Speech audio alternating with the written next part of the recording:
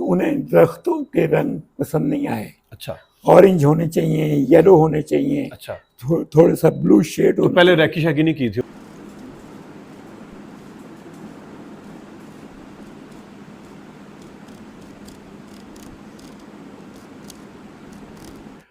अस्सलाम वालेकुम नाज़रीन, आप देख रहे हैं ZH एंटरटेनमेंट। मैं हूं ज़हीर अहमद। नाज़रीन, हमारे साथ आज फिर एजाज गुल साहब मौजूद हैं, फिल्म क्रिटिक, बड़े सीनियर प्रोफेसर, और पता नहीं क्या क्या काम फिल्म से रिलेटेड उन्होंने नई क्या किताबें भी लिखी हैं, सब कुछ किया।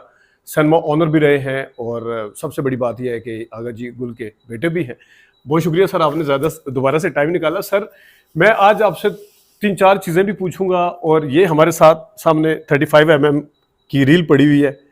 इस रील की बेतुकीरी और बेकदरी मैंने उस टाइम देखी थी, क्योंकि मेरे ख्याल में शायद एजाज गुल साहब वहाँ पे कुछ छोड़ भी आए थे, तो सिनेमा जहाँ तोड़ा गया, तो मैंने उस दिन भी वहाँ पे भी बाहर देखा था कि ये पड़ी हुई थी रील ना, रुल रही थी। तो इसके बारे में आपसे वो भी पूछेंगे। लेकिन सर, मैं आपका एक इंटरव्यू देख रहा था, उसमें आपने नजरुल इस्लाम साहब को अपना फेवरेट डायरेक्टर कहा। अब भी हैं। अब भी हैं। और आपने ये भी बताया कि वो आपको मिलते भी थे, मुलाकातें जब भी। ये इस्लामाबाद आते थे तो मिलते थे, और मैं भी एक आध बार लाहौर जाने का मौका मिला मुझे, तो आई कॉल्ड ऑन हिम। अच्छा। और वो बड़े मतलब, और आपने सर ये भी बताया कि जो नाजरीन, आपने जब शबिस्तान की वीडियो की थी, शबिस्तान वो सिनेमा था जिसके अंदर जितनी रिलीज होने वाली फिल्में लगती रही हैं, उनके सारों के नाम शीशे के ऊपर बड़े खूबसूरत करके लिखे होते थे, और वहीं पे इन्होंने पोर्ट्रेट भी लगाया हुआ था नजरुल इस्लाम साहब का। ऐसा ही है सर? बिल्कुल। तो और आप दुरुस्त कह रहे हैं जी जी। अच्छा सर, एक चीज आपने बड़ी इंटरेस्टिंग बताई थी, वो ये था कि पलकों की छांव फिल्म बन रही थी, उसमें कोई कलर पहाड़ों के अंदर दरख्तों के कलर कोई मैच नहीं कर रहे थे, तो उन्होंने पैकअप कर दिया था। क्या हुआ था सर वो? नजरुल इस्लाम जो है वो फिल्म की बारीकी जो है उसके बारे में बड़े एहतियात से काम लेते थे। आउटडोर शूटिंग थी पलकों की छांव में। अच्छा। स्वात में। जी जी। और वो गए अपनी टीम लेके, उसको क्रू कहते हैं, क्रू कहते हैं वो जी। क्रू लेके गए, तो उन्हें दरख्तों के रंग पसंद नहीं आए। अच्छा। ऑरेंज होने चाहिए, येलो होने चाहिए, अच्छा। थोड़ा सा ब्लू शेड। तो पहले रैकी शैकी नहीं की थी उन्होंने? रैकी नहीं की थी, क्योंकि वो अपना लाहौर के करीब नहीं थे, स्वात में थे, और गालिबन उनका ये ख्याल था कि वो अपना, उन्हें जो कहा गया है वो मिलेगा। तो वो अपना जब उन्होंने कैमरामैन के साथ फोटोग्राफी शुरू की, तो उन्हें वो कलर्स नहीं मिले, तो वो मायूस होके वापस आ गए। और शूट मतलब सिर्फ कलर नहीं मिला, और शूटिंग ये नहीं कि गुजारा करने के लिए चलो भी जो चीज़ अवेलेबल है वो नहीं, बिल्कुल नहीं। उसको वो कलर्स बहुत ज़रूरी था उन सीन के लिए जो वो शूट करना चाहते थे। अच्छा, वो ज़रूरी था। और फिर प्रोड्यूसर वगैरह नाराज हुए होंगे कि ये क्या पैसा ज़ाया हो गया। ये खुर्शीद साहब थे। अच्छा। फिल्म के प्रोड्यूसर, लेकिन उनके आपस में इतने क्लोज रिलेशंस थे कि वो उन्होंने ये कड़वा घूंट पी लिया। अच्छा। अच्छा सर, एक और चीज़ भी थी कि कोई इस लाहौर के अंदर शूटिंग हो रही थी, तो कोई मिर्चें वगैरह चाहिए थी इसी फिल्म का। तो मिर्चें किस चीज़ के लिए चाहिए? इसी फिल्म की। और इसमें फैसल भी था। हाँ, और अपना दीवा का बेटे माँ, दीवा माँ होती है, मेरी जबान में लुक आ रही है। जी जी। कोविड। जी जी। अच्छा। Thanks to Covid. तो वो अपना उसकी तो तबीयत ठीक नहीं है बच्चे की। अच्छा। तो कहते हैं कि मिर्चें वार सर के ऊपर से, और वो एक सदका होता है, तो वो मिर्चें नहीं मिल रही थी। अच्छा। मुल्तान रोड पे मिर्चें कहाँ मिले, वो गया आदमी प्रोडक्शन कंट्रोलर, मिर्चें ढूंढ के आया, तो उस रंग की मिर्चें नहीं थी, और उन्हें सुर्ख मिर्चें चाहिए थी। अच्छा। उस शॉट के लिए, ताकि वो उभर के सामने आए। हाँ, वो सामने आए। तो वो देखिए आप, कहाँ मुल्तान रोड, कहाँ अकबरी मंडी, सब लोग बैठे रहे, इंतजार करते रहे कि वो साहब आएंगे मिर्चें लेके। वो आएंगे उनको वो जलाया या आग लगाई, और उस पर वारा बेंचों को, और वो शॉट कंप्लीट हुआ इसका। तो डिपेंड करता है कि कितने वो ख्याल रखते थे बारीकी का। और सर आपके साथ जो मुलाकातें होती थी तो ये फिल्म से रिलेटेड ही बातें होती थी या क्या? Almost always. बाज़ औक़ात फॉरेन फिल्म के बारे में भी वो जानना चाहते थे। और उस ज़माने में मैं फॉरेन फिल्म को कवर कर रहा था न्यूज़ के लिए और डॉन के लिए, तो वो अपना जानते हैं। और वो प्रॉब्ली बाहर रहने की वजह से डायरेक्टर वगैरह का बायोग्राफी वगैरह सब मुझे मालूम थी उस पर। हाँ, वो उन्हें सारा पता था उस चीज़ का। वो नाम से वाकिफ थे। डेविड लीन, विलियम वाइलर, ये नाम ऐसे हैं कि वो भूल नहीं सकते। और सर वैसे मेरी शबनम साहबा से भी बात होती है तो शबनम साहबा भी उनको बहुत सराहती हैं। और बिल्कुल, बहुत प्रोफेशनल, वो इस लायक थे। हाँ, इस काबिल थे वो। और as compare to other director वो बताती हैं कि आपको पता है सीन बाज़ दफ़ा दोबारा देना पड़ जाता है, रीटेक जिसे कहते हैं। बिल्कुल। और वो जी डायरेक्टर सेटिस्फाइड नहीं है, कोई मसला आ गया बीच में, तो कहते हैं कि वो कभी इस चीज़ को आपको फील नहीं होने देते थे कि आपने शॉट सही नहीं लिया। कुछ थे, मैं अब नाम नहीं लेना चाहता, कुछ बड़े सख्त किस्म के डायरेक्टर थे, लेकिन ये क्या कहते थे कि पहले वाला शॉट ठीक हुआ है लेकिन चले अगर दोबारा भी ले लें एक और कर लेते, एक और रिजर्व में रख लेते।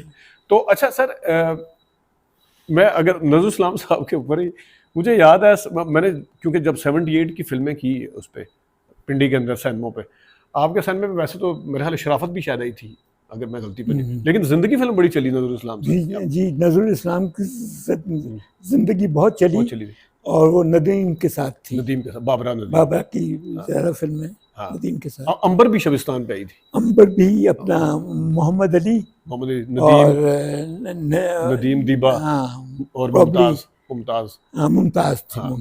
तो अच्छा सर ये बताइएगा कि जिस तरह आपके वाले साहब फिल्में बनाते थे और उन्होंने उस ज़माने में बड़ी एक्स्ट्रा, मतलब देख लें जो क्रेडिट है कि कलर फिल्म पहली बनाने का क्रेडिट आगा जी के ऊपर। याद रखिए बांग्लादेश में संगम बन चुकी थी। संगम, लेकिन वो चले वो मशरकी पाकिस्तान कह सकते हैं, तो लेकिन मगरबी पाकिस्तान में तो यही क्रेडिट।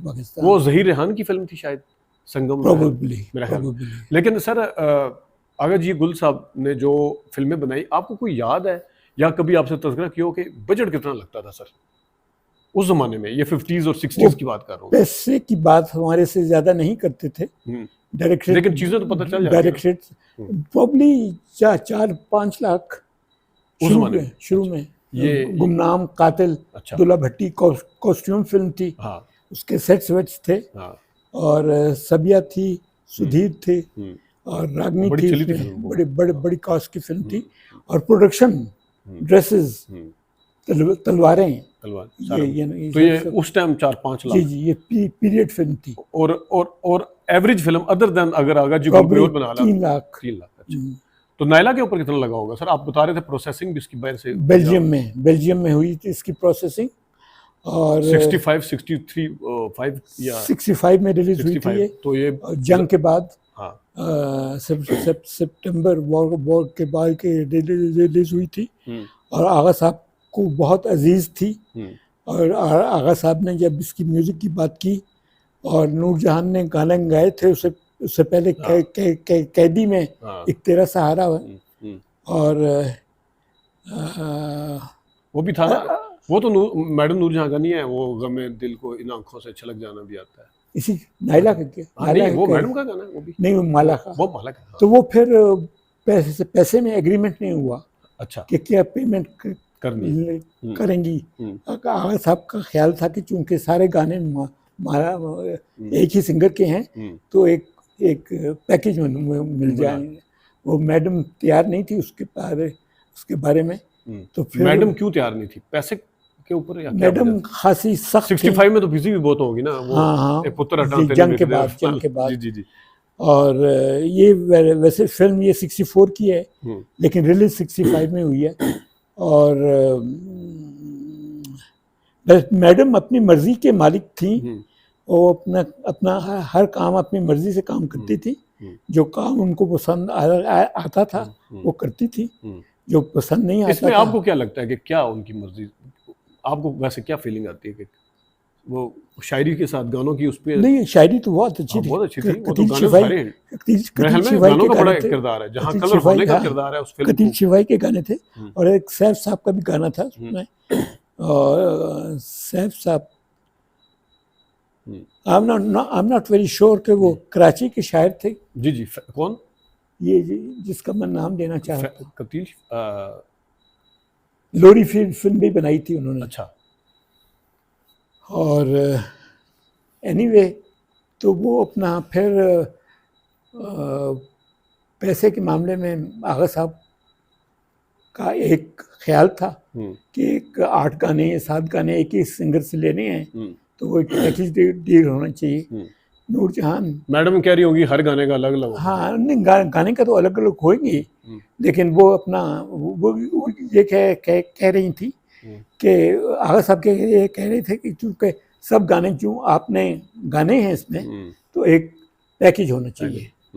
ठीक है, ओवरऑल सारा ओवरऑल बिल्कुल, तो वो उसके ऊपर एग्री नहीं की। अच्छा, वैसे सर इत्तेफाक देखें कि मैडम नूरजहां का के साथ बात नहीं बनी तो माला ने गाए गाने, और एग्जैक्टली अगर आपको याद हो, हीरा जब फिल्म आई थी, पहले मैडम ने गाना गाने से इनकार कर दिया था पहले फिरदौस की वजह से ना, क्योंकि उनके खामद के साथ बिल्कुल हाँ, लेकिन मैंने ये सुना है कि जिस वक्त मैडम ने इनकार किया था तो वहां पे माला पहुंच चुकी थी रिकॉर्डिंग के लिए, और मैडम नूरजहां को किसी ने बताया कि माला आ चुकी है, तो इतनी देर में इन्होंने गाड़ी, कोई बगैर रिहर्सल के वो गाने गाए, गाड़ी लेके ना फौरन स्टूडियो पहुंची है। माला ने देखा कि आ गई मैडम, ने कहा शुक्र है कि मैडम आ गई है, तो चलो अब वो फिर चली गई। वो जिस दरवाजे से आई थी, माला दूसरे दरवाजे से बाहर चली गई। तो और लेकिन ये कहते हैं कि बगैर रिहर्सल के वो गाने गाए जो इतने मशहूर हुए हैं। हाँ, बहुत बहुत उम्दा गाए थे। हाँ, बहुत उम्दा गाए। अच्छा सर, मुझे उम्मीद नहीं थी कि माला एक ऑर्डिनरी सिंगर थी। वो लेकिन लाखों में एक अगले साल आई, वो भी अपना निसार बज़मी की म्यूजिक थी, इसमें मासा इनायत की म्यूजिक थी, लेकिन बहुत अच्छे गाए, बहुत पसंद किए गए और बहुत चले बीच में। ठीक। और सर ये शरीफ नैयर की तो नहीं थी लोरी? नहीं, शरीफ नैयर कराची के एक, अब इस वक्त मुझे याद नहीं आ रहा नाम उनका, और उनका एक गाना था, दूर वीराने में शम्मा रोशन से, परवाना क्या करे इस तरह, परवाना कोई परवाना इधर आए तो कुछ बात बने। हाँ। ये एक सैड भी है और एक खुशी का भी है। खुशी के गाने में माला के साथ रजा, वो सलीम रजा थे, सलीम रजा थे मेरे ख्याल में। और लेकिन यार सर जी, गाने उनके इतने अच्छे थे, और मेरे ख्याल में कलर होना, अच्छी कास्ट होना, और म्यूजिक बहुत अच्छी थी, और उस पे सोने पे सुहागा कलर में थी। और सर एक चीज़ आपने बताई थी कि आप किसी मस्जिद में बैठे, आप किसी मस्जिद में नमाज पढ़ने गए तो नायला फिल्म के हवाले से मौलवी साहब कुछ कह रहे थे, वो क्या किस्सा था सर? मैं HSN कॉलेज में था, बोर्डिंग में, और वहीं पे रहते थे दिन रात, सुबह शाम, और जुमे की नमाज ख़ास तौर पे पढ़ना लाजमी होता था। यू कांट स्किप इट, एक मैंडेटरी था। तो वो अपना 65 की में तो स्कूल बंद थे जंग की वजह से, 66 या 67 की बात है कि मौलवी साहब जो बात करने, वाज करने के लिए आए, तो कहने लगे कि देखो ना, एक फिल्म आई है नायला, और लोग टूट पे उस पर पड़े हैं, और सभी लोग देख रहे हैं, और इनको थोड़ा सा एहसास होना चाहिए कि पहले मजहब आता है आपका, नमाज आती है, वुज़ू आप करें, उसमें फिर बात अगर वक्त पड़ती है तो फिर फिल्म देते हैं। वो लोगों ने मजाक किया कि ये एजाज गुल के वालिद की फिल्म की बात मौलवी साहब कर रहे हैं, लेकिन आप वहाँ, उन्हें नहीं पता था कि उनका बेटा यहाँ पे बैठा हुआ जुम्मा पढ़ने आया। ठीक है। और ये, और वो फिरदौस का तो आपने पहले बताया था कि नायला फिल्म ही लगी थी वहाँ पे, फिरदौस सन में की कमाई से नहीं, अपना नायला की कमाई से, नायला तो आई थी 65 में, और ये प्रॉब्ली 66 में बना है। नायला के प्रॉफिट से बना था ये जी, नायला फिल्म के प्रॉफिट से बना था फिरदौस सन में? नहीं, ये अपना आगा साहब की इन्वेस्टमेंट जो सेविंग्स जो थी उससे बना थी। अच्छा सर, मुझे बताएं कि शबिस्तान का जो एरिया था, मैं फिट में नहीं, वो लोगों को समझ भी नहीं आती। कनाल मरले में अगर 4 कनाल 7 मरले, 4 कनाल 7 मरले का था, और 4 कनाल 7 मरले, और ये बहुत बड़ी जगह समझी जाती थी सिनेमा के लिए। और टोटल सीट्स कितनी थी इसकी? 660 वेल, अगर एक्स्ट्रा सीट्स लगाई जाएं जी जी, जब नई फिल्म में तो 670। और सर एक और चीज़ शबिस्तान से मुतल्लिक, उमूमी तौर पे जो है पिंडी के अंदर जो सिनेमा घर थे उसमें उमूमी तौर पे पर्दा जो था ना वो एक गिरता था, आपके 2-3 पर्दे गिरते थे। ये भी आगा साहब का आइडिया? आगा साहब को बहुत शौक था कि एक पर्दा ऐसे चलता और एक पर्दा फिर ऊपर से आता था। अच्छा, और अच्छा, फिर वो एक रिवॉल्विंग बॉल रखे, मिरर का बॉल रखा हुआ था, उस पर लाइट पड़ती थी, वो सारे हॉल में वो छोटे आपस के। और सर उस जमाने में 66 में तो खैर इसका इफ्तिताह हुआ, ज़ाहिर इसकी कंस्ट्रक्शन वगैरह 65 में शुरू हुई होगी, 64 में चले, हाँ बिल्कुल। तो उस जमाने में इस 4 कनाल 7 मरले उस जगह के अंदर और इसकी कंस्ट्रक्शन जगह समेत, अंदाजन आपको, वैसे तो आगा जी को साहब को पता होगा, आपको क्या लगता है कि कितने पैसे खर्च हुए होंगे उस समय? कोई आइडिया नहीं है मुझे, मैं तुक्का भी नहीं लगा सकता। तुक्का भी नहीं? इतना अच्छा कोई मतलब उसका बिल्कुल मैं कोई और साहब हों हयात हों वो मुझे कॉन्ट्रडिक्ट कर सके कि नहीं इतना नहीं इतना था, चुनाचे मैं उसको कोई फर्जी फिगर भी नहीं दे सकता। जगह की कीमत का भी नहीं अंदाजा कि क्या थी, खाली कितने के लिए होगी? मेरा ख्याल है 6 लाख 4 कनाल और 7 मरले इसकी फिल्म बन जाती है। हाँ उस जमाने में तो फिल्म ही बन जाए, उस जमाने के हिसाब से तो बहुत बड़ी रकम थी सर। और सर ये बताइए कि ये पहले सिनेमा था जिसमें लिफ्ट लगी हुई थी, तो लिफ्ट, अच्छा, एलिवेटर, अच्छा, तो नीचे से लोग सीधा बॉक्स में जाते थे। लेकिन जिस वक्त हमने देखा उस टाइम वो एलिवेटर उतार चुके हुए थे, ये फिर बाद, लेकिन उस जमाने में सर बड़ी बात है कि 60s में एलिवेटर लगाए गए। टीक वुड की दीवारें थी इसकी, और अंदर वो मुजस्मे जो बनाए हुए थे दीवारों पे, वो भी एक आर्ट डायरेक्टर लाहौर से आए जाता है, अच्छा, उसने बनाए थे।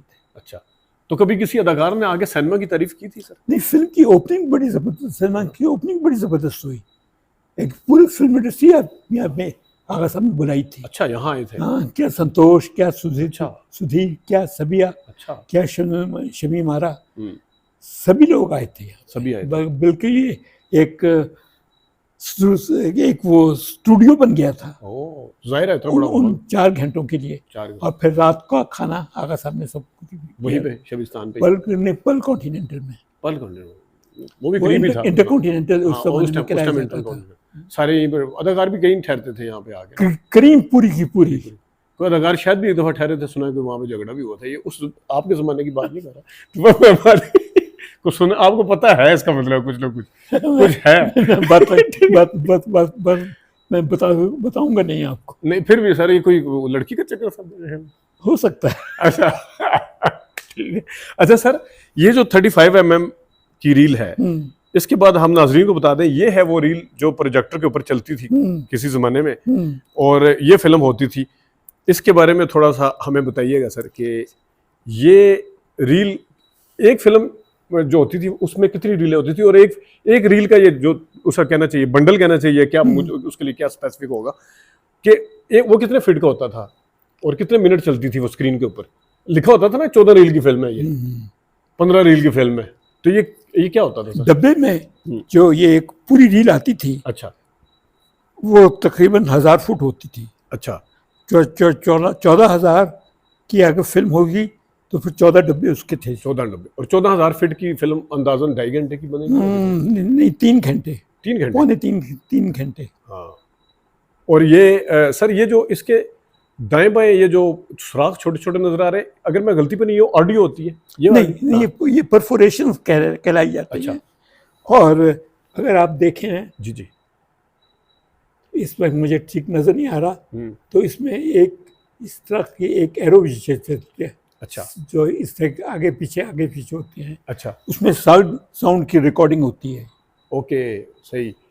और सर ये जब मतलब फिल्म बनती है कैमरे के अंदर, जब फिल्म शूट होती थी उसके बाद इसको जिस तरह पुराने ज़माने में तस्वीरें जाके बाकायदा अंधेरे में वो नेगेटिव के तौर पे लगाते थे, ये भी उसी तरह प्रोसेस, इसका प्रोसेस जो कैमरे में जब ये फिल्म पड़ती थी तो अंधेरे में पड़ती थी। अच्छा सर, वो जो फ्रेम का बताते हैं कि इसके अंदर पता नहीं 1 सेकंड में या 1 मिनट में कितने फ्रेम चलते हैं, उसके हवाले से क्या इसका है? इतनी तेजी से चलती है फिल्म प्रोजेक्शन में, 24 फ्रेम पर सेकंड। अच्छा, 24 फ्रेम पर सेकंड हम्म, चल इसकी स्पीड है। स्पीड है। और इसका साउंड जो है उसकी साइड पे रिकॉर्ड हुआ है। अच्छा, वो उसका फ्रेम का भी हिसाब होता है, ठीक है। और जिस वक्त सर जो बोलती फिल्में नहीं थी, मतलब खामोश फिल्में थी, साइलेंट, तो उसमें फिर ये चीज़ ऐड नहीं थी, ये बाद में फिर जाके वो साउंड ट्रैक की लाइन ऐड नहीं होती थी, साउंड ऐड नहीं होता था। फिल्म जो बेसिकली कोडक जो है वो इसका अपना माहिर है। पहली दफ़ा अपना जो बनाने वाले मुख्तलिफ ममालिक में लोग, अमेरिका में बनी, जर्मनी में बनी, फ्रांस में बनी, इंग्लैंड में बनी, ये इसके बानी थे फिल्म के। कोडक और ये होता था ना, एग्फा, कोडक और फ्यूजी। जी जी। तो ये कोडक वाले सबसे पुराने। लेकिन बानी से आपकी ये नहीं समझे कि ये अपना फिल्म बनाने वाले वो नहीं थे, बल्कि एक कंपनी के मालिक थे कोडक।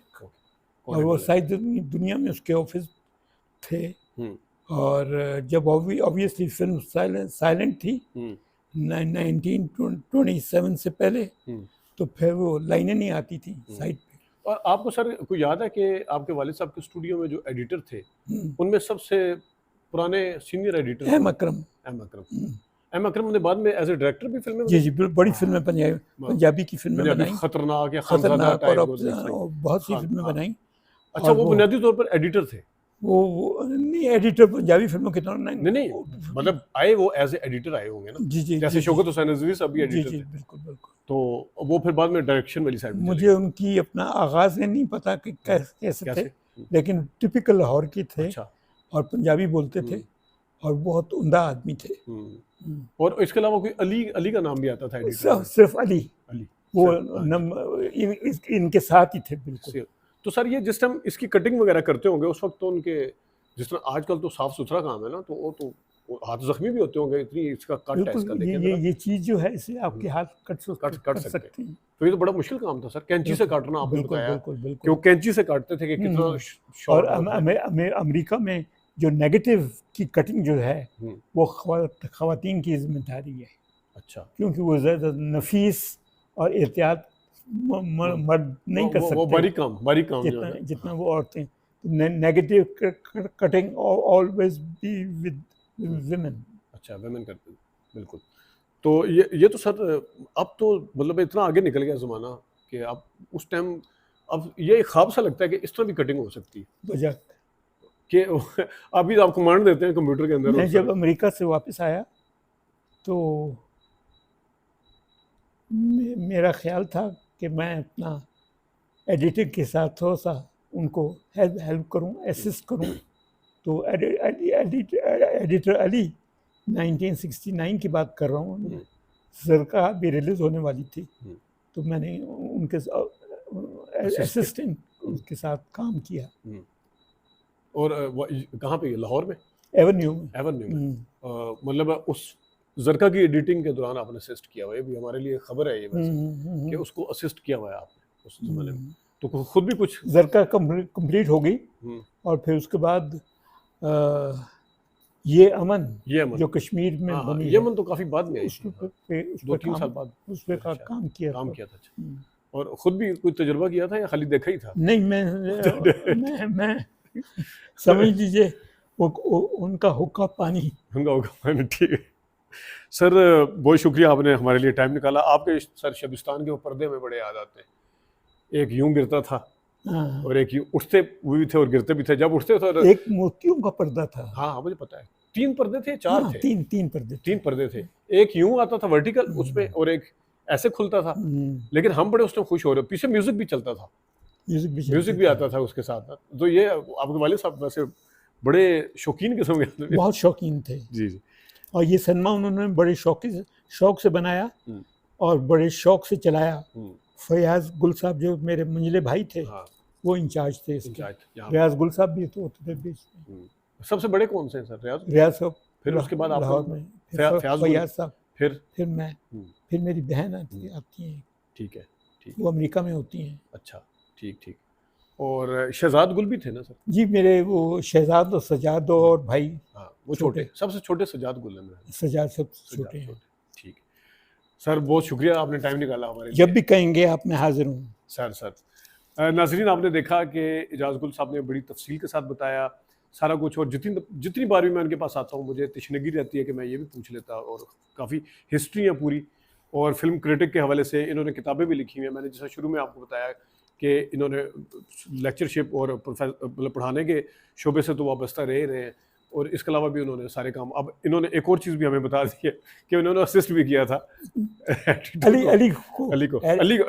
अली साहब पान बहुत खाते थे। अभी तो मेरे ख्याल में नहीं है वो, अब मुझे पता नहीं है, कांटेक्ट नहीं है मेरा सर। बहुत शुक्रिया, बहुत उम्दा आदमी थे, अच्छे आदमी थे। बहुत शुक्रिया सर, आपने टाइम निकाला। नाजरीन, ये आज के लिए ये कुछ, अपना ख्याल रखिएगा। अभी तक लेते हैं इजाज़त दीजिए, अल्लाह हाफ़िज़।